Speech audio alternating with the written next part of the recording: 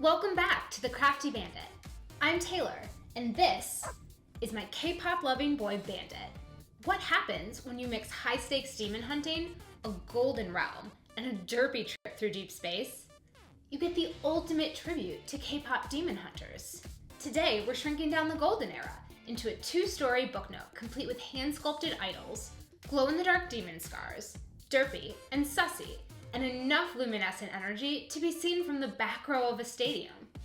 I've got my Sculpey, my fairy lights, and a very skeptical German Shepherd supervisor ready to judge my every move.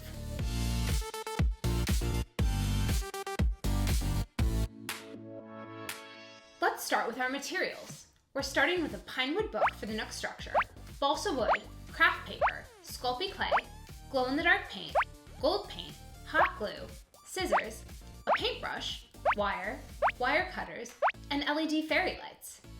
As always, I got all of my materials from Michael's craft stores. Check out the links below for exactly what I used, templates, some alternative options, and more.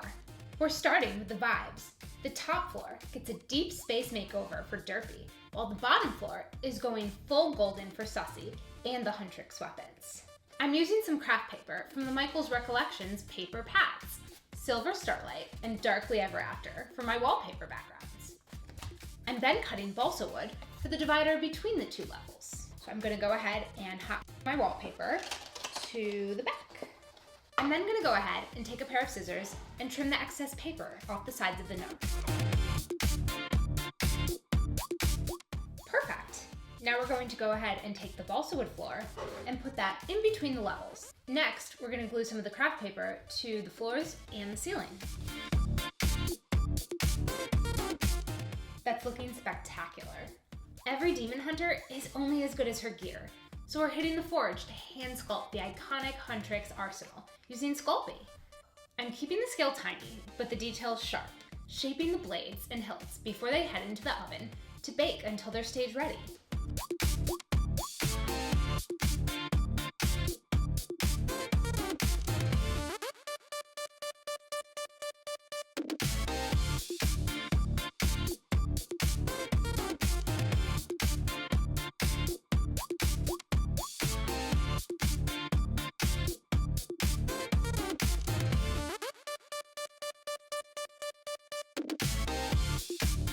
To give them that supernatural edge, I'm layering on the luminescent purple paint.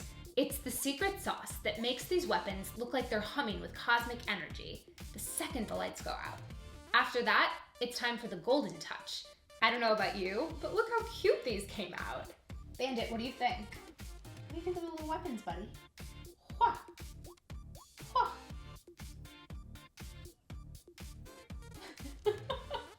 Do you like these? These could be good to like scratch your little head. Yeah, does that feel nice? Nice on the puppy's scalp. Oh yes, very good, very good.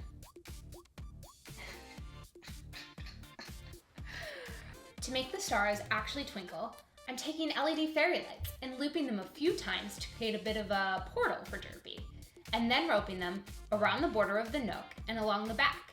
It's like a DIY galaxy, but with fewer black holes. Next up, the residence. I'm hand sculpting Derpy and Sussie out of Sculpey. Derpy needs that perfect no thoughts, head empty expression to truly capture his essence. I'm starting with the head, rolling a smooth ball of Sculpey, and using my thumb to press in those deep wide set eye sockets that give him his signature vacant stare. I'm layering bright colors for his hypnotizing eyes and adding his little ears, nose, and open mouth with his tongue sticking out. I'm also sculpting his sharp teeth to make sure everyone remembers he's a tiger, not just a cat. I'm placing an envelope on his tongue as a special delivery.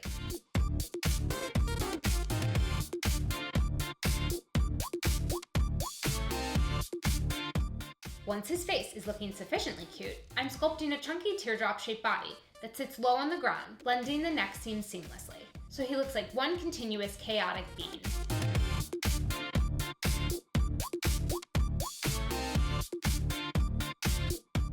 I'm keeping the limbs short and stubby to maintain that bottom-heavy silhouette, and giving him cute little toes.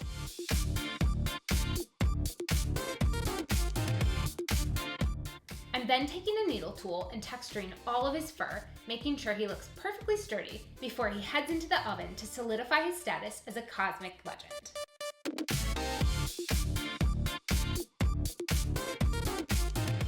For Sussie, I'm hand sculpting his little potato-like body with some black and white clay, adding a few details like his wing, markings, and hat, and making sure all three of his eyes, at least on one side, are visible.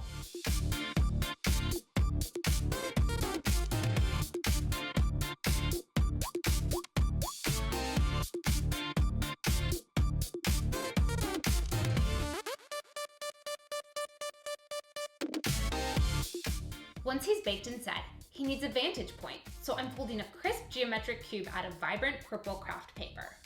After I put Derpy on the top floor and Sussie on the bottom, I'm going to glue the weapons to the edges there.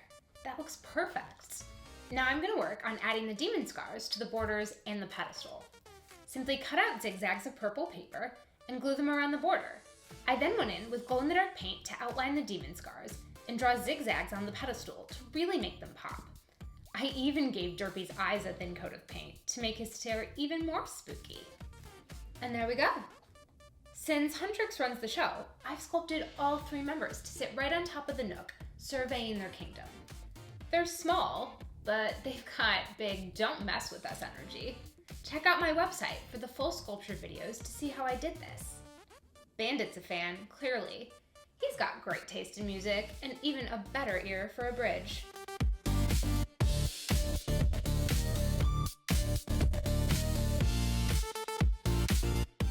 Lights out, the scars are glowing, the weapons are ready, and Derpy is, well, he's watching you.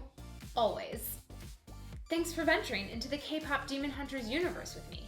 From Sussie's extra eyes to Derpy's vacant stare to Huntrix themselves, it's been a wild build. I'm just glad we finished before the demon portal actually opened in my craft room. If you want the templates for this build, check the link in the description. Don't forget to like, subscribe, and hit that bell so you don't miss our next Book Nook build. Bye!